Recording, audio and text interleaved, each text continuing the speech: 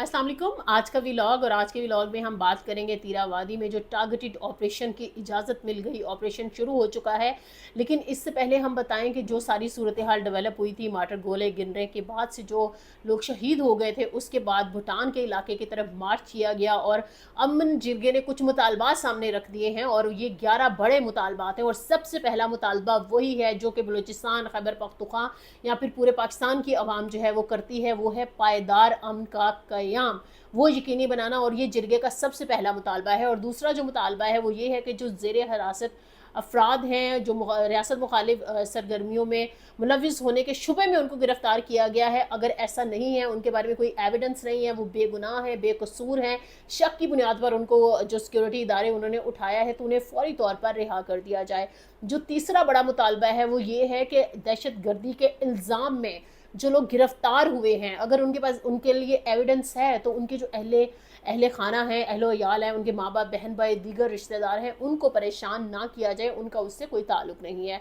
चौथे बड़े मुतालबे की अगर हम बात कर लें तो सहूलतकारी के इल्ज़ाम में बग़ैर किसी सबूत के किसी को भी गिरफ्तार ना किया जाए। सॉलिड एविडेंस की बात हो रही है कि सिर्फ शक की बिना पर लोगों को ना उठाया जाए। फिर इसके साथ अगला जो बड़ा मुतालबा है वो ये है कि जो असला लोगों के घरों से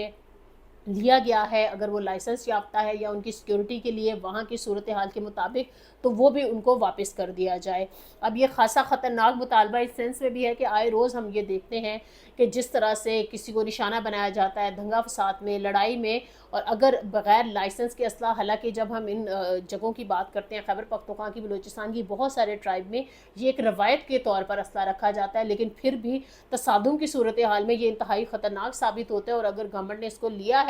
तो ये एक तरह से खुशाइंद बात है, लेकिन जिरगा कह रहा है कि वो असला भी फौरी तौर पर वापस कर दिया जाए। और फिर अगला बड़ा मुतालबा ये है कि जो मतलूब अफराद हैं वो ख़ास तौर पर जो अमन जिरगा किया जा रहा है उसकी जो काबीना है उसके पास हाजिर किए जाएं और उनकी वापसी जो है वो यकीनी बनाई जाए, लाइक उनको मिसिंग हमेशा के लिए मत कर दिया जाए। अगला मुतालबा बड़ा ये है कि घर में छापे के दौरान चादर और चार दीवारी का ख्याल रखते हुए बगैर इजाज़त जो दाखिला है उसका सिलसिला बंद किया जाए। लोगों को ये परेशानी हुई कि सिक्योरिटी इदारे जो हैं वो दाखिल होते हैं तो उसमें वही वाली बात है कि कल्चर के मुताबिक ज़ाहिर औरतें, प्राइवेसी और ये सारे मामलात हैं, अगर किसी के बारे में शक है, एविडेंस है, तो जो भी जो इदारे हैं सिक्योरिटी के, वो वारंट और उनकी गिरफ्तारी के हवाले से जो इंतज़ाम है उसको यकीनी बनाएं। फिर इसके साथ साथ जो ख़ास तौर पर हसास देहात हैं वहाँ पर जो चेक पोस्टें हैं वो ज़रूर बनाई जाए, जो तसादुम की जगहें हैं जहाँ पर जो शरपसंद, शिद्दत पसंद, जो अस्करियत पसंद है, उनका जो दाखिला जहाँ से मुमकिन हो सकता है। हर उस शख्स को गिरफ़्तार किया जाए जो ख़ास तौर पर असला उठाता है, मुखबरी करता है, और मुखबरी के सबूत जो है वो देने होंगे, क्योंकि यहाँ पर ये किया कहा जा रहा था ड्रोन अटैक्स जो हैं वो तालिबान कर रहे हैं और तालिबान माटर गोले फेंक रहे हैं, ये फायरिंग भी तालिबान ने की है। तो जिरगे वालों ने ये मुतालबा किया है कि इस हवाले से तमाम तर जो सबूत हैं वो पेश कर दिए जाएँ कि उनकी सहूलतकारी कौन कर रहा है। फिर इसके साथ साथ आखिरी बड़ा मुतालबा ये है कि मज़ीद मकामात पर जो है वो सिक्योरिटी फोर्सेस की जो चौकियाँ हैं उनकी तादाद बढ़ा दी जाए। और आप ये देखें, और इन सारे मुतालबात का अगर हम ओवरऑल जायज़ा लें तो हमें यही नज़र आता है कि इन सारे मुतालबात का एक बेसिक मकसद वहाँ पर जो बसने वाले लोग हैं, अमन व अमान का क़याम और उनकी जो प्राइवेसी है वो हट ना हो, बग़ैर एविडेंस के किसी को बेजा परेशान ना किया जाए। लेकिन जिस तरह से टारगेटेड ऑपरेशन जो है तीराबादी में शुरू हो चुका है, इसके साथ साथ खैबर पख्तूनख्वा के दीगर इलाकों में भी ये ऑपरेशन जारी रहेगा और वो होगा, क्योंकि हमें एक चीज़ नज़र आ रही है, जिस तरह से फितनतुल हिंदुस्तान और जो है वो जड़ पकड़ रहा है। आज भी हमने देखा है कि बहुत सारे जो चीज़ें और अपडेट्स हमारे सामने आई हैं जिसको बुनियाद बनाकर ऑपरेशन सिंदूर के नाम पर पाकिस्तान पर जो जंग मुसल्लत की गई थी, आज बड़ा मजाक खेज़ एक बयान सामने आया कि अमित शाह कहते नज़र आए, जी हमें तो पाकिस्तानी चॉकलेट्स मिले हैं, जो दहशतगर्द उन्होंने खुद से ही, जो वो दावेदार हैं कि वो पाकिस्तानी थे और उनको मार दिया गया है, लेकिन उनकी अपनी असम्बली में मोदी सरकार को जिस तरह से सख्त सवालों का सामना करना पड़ा है कि आपने किसी को पेश क्यों नहीं किया, इतने दिनों के बाद खाके जारी क्यों हुए, और इस हवाले से क्या सूरत हाल है। यहाँ तक कि मोदी सरकार को ये तक कह दिया गया कि अगस्त के महीने में फ्लाई पास क्यों ना करवा लिया जाए, जो राफाल है आप क्लेम करते हैं कि वो गिरे ही नहीं है। तो इससे साफ नज़र आता है کہ ہندوستان سے بھی آوازیں اٹھ رہی ہیں، لیکن اس کو میں فتنۃ الہندوستان سے اس لیے جوڑ رہی ہوں کہ اس کے تانے بانے کہیں نہ کہیں پاکستان میں امن خراب کرنے کے حوالے سے ملتے ہیں. لیکن ہمیں نظر آتا ہے آپریشن راہ راست ہو گیا، چاہے آپریشن راہ نجات ہے، آپریشن ضرب عزف ہے، یا پھر فتنہ جو رد الفساد تھا وہ ہے، یا پھر فتنۃ الہندوستان جو ابھی ہے. اور یہ جس طرح سے ٹارگٹ علاقوں میں کیا جا رہا ہے، پاکستان کی فورسز نے قیام امن کے لیے ہمیشہ نہ صرف پاکستان میں کردار ادا کیا ہے بلکہ بین الاقوامی فورمز پر UN میں بھی اپنا کلیدی کردار نبھایا ہے. اور خاص طور پر جس طرح سے صدر ٹرمپ کلیم کرتے ہیں کہ انہوں نے 6 بڑی جنگیں جو ہیں وہ ختم کرائی ہیں، یا ہوتے ہوتے جو شروع ہو چکی تھیں وہ رکوائی ہیں. تو اس کے ساتھ ساتھ اگر ایران کی ٹریجڈی کی ہم بات کرتے ہیں، جو اسرائیل نے اٹیک کیا تھا اور ساری صورتحال ڈیولپ ہوئی تھی، اس کے بعد سے بھی ہم پاکستان کا کلیدی رول دیکھ رہے ہیں. اور امریکہ نے جس طرح سے USA جو ہے وہ ختم کیا تھا، انہوں نے فاٹا کے علاقوں کے لیے USA کا جو بحالی کا پروگرام اور تعمیر و ترقی کا وہ دوبارہ سے شروع کر دیا. اس کے ساتھ ساتھ پاکستان میں جو اسٹوڈنٹ ایکسچینج کا پروگرام تھا وہ بھی شروع ہو چکا. تو اس سے نظر یہ آتا ہے کہ جس طرح سے فتنۃ الہندوستان کے تحت یا مودی سرکار پاکستان کی سگنیفیکنس یا اہمیت کم کرنے کے لیے اپنے پر تولے ہوئے تھی، وہ تو ہمیں کوئی کسی صورت بھی کامیابی جو ہے وہ نظر نہیں آتی. اب ضرورت کس چیز کی ہے؟ میرے خیال میں فتنۃ الہندوستان تو واقعی فتنۃ الہندوستان کی طرح ثابت ہوا. اگر ہم پاکستان کا جو امیج جس کو دہشت گردی سے جوڑا جانے کی ایک ناکام کوشش مودی سرکار کرتی تھی، حالانکہ اس کی بیک پر ایک دہشت گرد تنظیم RSS موجود ہے جو کہ اس کو حکمرانی میں لے کر آتی ہے، نتیجے مینوپولیٹ کرتی ہے، چاہے عام آدمی پارٹی ہو یا کانگریس ہو، کس طرح سے ان کو کارنر کیا جاتا ہے اور کیا صورتحال ہوتی ہے، یا پھر اقلیتوں کے ساتھ کیا سلوک ہے، مقبوضہ کشمیر میں کیا صورتحال ہے. اس ساری چیزوں سے آپ بخوبی آگاہ بھی ہیں جو ہمارے آڈینس یا ہمارے فالوورز ہمیں دیکھ رہے ہیں. اب بات یہاں پر یہ بنتی ہے کہ ایک اور مسئلہ بھی ہے پاکستان کا، کیونکہ ہم 2-3 اہم موضوعات کو اپنے اس ولاگ میں زیر بحث لایا کرتے ہیں. اگلا موضوع ہے 5 اگست کی احتجاجی تحریک. اس آڑ میں جیسے پھر میں تھوڑا سا ذکر کر دوں، علی امین گنڈا پور جس طرح کہتے تھے کہ میں 90 دن میں اپنے مطلوبہ نتائج نہ دے پایا تو میں سیاست چھوڑ دوں گا. میرے خیال میں وہ سیاست اب پتہ نہیں چھوڑتے ہیں کہ نہیں چھوڑتے. کچھ ہمارے ذرائع نے ہمیں مائنس کے بتایا ہے کہ ان کو اس سے جو وزیر اعلیٰ شپ ہے، CM شپ ہے، وہ چھوڑنے جا رہے ہیں اور وہ ان سے لے لی جائے گی. اب دیکھنا یہ ہے کہ کیا صورتحال پیدا ہوتی ہے، کہ کیا ان کو وہ جو شراب بوتل کیس ہے اس میں ان کو نااہل قرار دیا جاتا ہے، یا پھر جس طرح سے گورنر KP کے کلیم کرتے نظر آتے ہیں کہ جس دن ہمارے پاس 1 نمبر بھی زیادہ ہوا تو ہم عدم اعتماد لے آئیں گے. اب 2 باتیں ہیں اس میں، ہمیں نظر آ رہا ہے کہ صرف 2/3 نہیں بلکہ 4/3 جو میجورٹی ہے وہ KP میں پاکستان تحریک انصاف کی ہے. کیا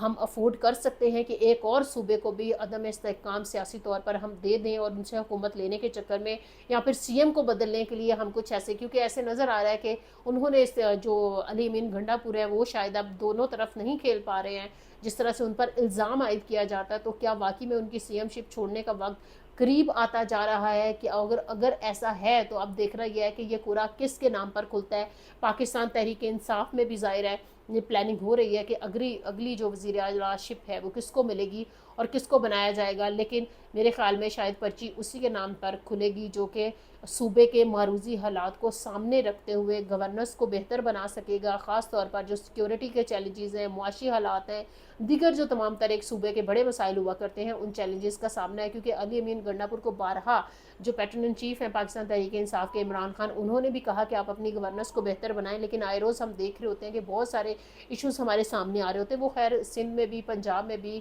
یا پھر دیگر صوبوں میں بھی ہیں. لیکن ظاہر ہے پاکستان تحریک انصاف جب نعرہ لگاتی ہے تو لوگ اسے امیدیں بھی زیادہ لگاتے ہیں. تو اب دیکھنا یہ ہے کہ علی امین جو گنڈا پور ہیں وہ کتنے دن کے مہمان ہیں. اس کے ساتھ ساتھ 5 اگست پہ تھوڑی سی اگر بات کر لی جائے تو اب دیکھنا یہ ہے جس طرح سے پاکستان تحریک انصاف جو ہے وہ اپنی اسٹریٹجی جو ہے وہ نہیں دے رہی ہے. ان کا کہنا یہ ہے کہ پھر سے کریک ڈاؤن شروع ہو جائے گا. پنجاب کی جو لیڈرشپ ہے وہ خاصی حساس ہے اس معاملے میں کہ شاید ان کو لوگوں کو گرفتار کیا جا سکتا ہے، ان کو نکلنے سے رکاوٹیں اور وہ ساری صورتحال پیدا کی جائے گی. اب دیکھنا یہ ہے کہ 5 اگست کو 2025 میں عمران خان کو جیل میں کہلے مقید ہوئے یا ان کو قید ہوئے 2 سال مکمل ہو جائیں گے. اب اس ساری صورتحال میں آج یہ خبریں بڑی آئیں کہ عمران خان کے جو بیٹے ہیں وہ کسی احتجاجی تحریک کو لیڈ نہیں کریں گے. اور یہ عمران خان نے کبھی کہا بھی نہیں تھا. اگر ان کے بیٹے ان کی رہائی کے لیے لابنگ کر رہے ہیں یا ان کی بے گناہی کے لیے لابنگ کر رہے ہیں تو وہ ظاہر ہے ان کے بیٹے ہیں، وہ ان کا رائٹ بنتا ہے. اور اگر وہ ان سے ملنے آتے تو ایز پر لا وہ ان سے ظاہر ہے جو پروٹوکولز ہوں گے ان کو فالو کرتے ہوئے اجازت بھی ہوگی. لیکن گورنمنٹ نے آج جس طرح سے شادیانے بجائے ہیں کہ ان کے بیٹے نہیں آ رہے، جب وہ آ رہے تھے تو ایک اور کھلبلی مچ مچ گئی تھی کہ ان کو گرفتار کر لیا جائے گا. پھر گورنمنٹ کو سمجھ نہیں آ رہی تھی کہ اس چیز کو مینیج کیسے کرنا ہے. تو میرے خیال میں یہ بہتر فیصلہ ہے کسی بھی احتجاجی تحریک میں, کیونکہ اس سے پہلے ویسے گورنمنٹ یہ بھی کہا کرتی تھی کہ یہ دوسروں کے بچوں کو گولیاں پڑتی ہیں اور یہ ساری صورتحال ہوتی ہے, اور عمران خان کے بیٹے نہیں آتے ہیں. جب انہوں نے آنے کی بات کی تو پھر بھی گورنمنٹ کو وہ کہتے ہیں نا تھرتھلی مچ گئی. تو اب اس تھرتھلی کو روکنے کے لیے شاید اب بہتر صورتحال ہے, لیکن ایک سوال سب کے اس میں ہے کہ اب ہوگا کیا. ہمیں نظر آ رہا ہے کہ جو اپوزیشن کے دیگر اراکین ہیں, چاہے محمود اچکزئی ہیں اور اختر مینگل پر جس طرح سے کیسز ہیں ان کو اور طرح سے ٹریپ کیا جا رہا ہے, شاہد خاقان عباسی ہیں, مصطفیٰ نواز کھوکھر ہے, مفتاح اسماعیل ہے, یا پھر اب سوال پیدا یہ ہوتا ہے کیا مولانا فضل الرحمان جو ہیں وہ 5 اگست کی جو احتجاجی تحریک ہے اس کا حصہ بنیں گے نہیں بنیں گے. محمود اچکزئی ہمیں متحرک نظر آ رہے ہیں, اور جس طرح سے ایک بہت بڑے صحافی ہیں کاشف عباسی, جس طرح سے ان کو لے آف کیا گیا اور اس کے بعد سے ہم نے دیکھا کہ ایک ہلچل ہوئی, اور یہ جو محمود اچکزئی ہیں وہ ایک پورا ڈیلیگیشن بنا کر کاشف عباسی سے ملے ہیں, ان سے انہوں نے سولیڈیرٹی شو کی ہے. تو اس سے ایک بات مجھے یاد آ گئی کہ مشرف دور میں جب بہت سارے اینکرز کو لے آف کیا گیا تھا تو اس کے بعد ایک بڑی تحریک پھوٹی تھی, جو کہ اس دور میں جتنے بھی آزادی رائے کے ہم مسائل کی بات کر لیں, انسانی حقوق کی بات کر لیں, کچھ بلوچستان کے لوگ مسلسل جو موجود ہیں پریس کلب کے سامنے, پریس کلب کے آنے جانے والے تمام داخلی خارجی راستوں کو سیل کیا گیا ہے. جو ایک طریقہ کار ہوا کرتا ہے نیشنل پریس کلب کے سامنے احتجاج کرنے کا, ان لوگوں کو روکا بھی جا رہا ہے. وہ کچھ خواتین اور بچے موجود ہیں جو کہ مہرنگ بلوچ جو ہیں ان کی جو بہن ہیں وہ بھی ہیں. آج ویسے ہمیں کچھ جو رپورٹ سامنے آئی ہیں ڈاکٹر مہرنگ بلوچ اور ان کے قریبی ساتھیوں کے حوالے سے بھی کہ وہ فتنۃ الہندوستان کی جو دہشت گردی کی کارروائیاں ہیں اس میں ملوث ہیں. سہیب لانگو سمیت بہت سارے لوگوں کی بات ہو رہی ہے, لیکن اب یہ ساری صورتحال میں دیکھنا یہ ہے کہ کیا جو لاپتہ افراد ہیں ان کی بازیابی کے لیے, اگر تو وہ دہشت گرد ہیں اگین تو ظاہر ہے اس کی ایک لسٹ آنی چاہیے, ان پر کیا چارجز ہیں, کیا ایویڈنس ہیں, یہ سارے معاملات عدالتوں کے ذریعے اور قانون کے ذریعے حل ہو جانے چاہیے. یہ ایک تماشا نہیں لگنا چاہیے کہ تھوڑے دنوں کے بعد جو ہے وہ کچھ لوگ احتجاج کرنے آ جائیں, پھر گورنمنٹ جو ہے ان کو احتجاج نہ کرنے دے, جو اپوزیشن ہے وہ ان کے کیمپ میں جا کے سولیڈیرٹی کرے. یہ پی ایم ایل این بھی کر چکی ہے, پیپلز پارٹی بھی کر چکی ہے, اب پی ٹی آئی کر رہی ہے. تو وہی والی بات ہے کہ وقت جو ہے وہ ایوالو اور ریوالو دونوں ہوتا رہتا ہے. تو میرے خیال میں اس سلوشن کی ضرورت ہے, اور اگر ہم یہ دیکھیں کہ گورنمنٹ 5 اگست کو کس طرح سے مینیج کرتی ہے, اب دو تین چیزوں پہ اور بھی بحث ہو رہی ہے. اگین میں بات کروں گی 27ویں آئینی ترمیم کے تحت بڑی میسو چینجز آ رہی ہیں جو کہ شاید ہمارے قانون کے ساتھ آئین کے ساتھ خاص طور پر جو بات ہو رہی ہے, تو کیا واقعی میں ہم کسی بڑی ہستی کو صدر بنتا دیکھ رہے ہیں؟ اب ہوگا کیا مستقبل میں, کیا موجودہ جو سیاسی پیٹرن اور گورنمنٹ ہے کیا یہ الاؤ کر دیں گے کہ جو پارلیمنٹ کا جو ڈیوریشن ہے, ٹینور ہے, یہ بڑھا دیا جائے گا؟ اور کیا عمران خان کا سیاسی مستقبل کیا ہوگا, کیا وہ جیل میں ہی رہیں گے, کیا آنے والے دنوں میں کسی بڑی پیشکش کا ان کو کیا کوئی آفر تو نہیں کی جا رہی کہ وہ جس طرح سے اپنی جو پولیٹیکل سٹرگل ہے اگر وہ جیل میں رہ کر اسی طرح سے مومنٹم بنائے رکھتے ہیں تو آنے والے دنوں میں ان کا کیا رول ہوگا, مولانا فضل الرحمان کا کیا رول ہوگا, محمود اچکزئی جو ابھی خاصے متحرک نظر آتے ہیں, کہیں ایسا تو نہیں ہے کہ پی ایم ایل این کا مستقبل میں سیاسی رول کم ہونے جا رہا ہے اور کہیں نہ کہیں کوئی فکسیشن چل رہی ہے پیپلز پارٹی کے ساتھ, پی ٹی آئی کے ساتھ, اور ابھی جو اپوزیشن کی جماعتیں ہیں یا پھر مذہبی جماعتیں ہیں. آنے والے دنوں میں ہم دیکھتے رہیں گے, ان ساری چیزوں پر ہماری نظر رہے گی کہ کس طرح سے پاکستان کا جو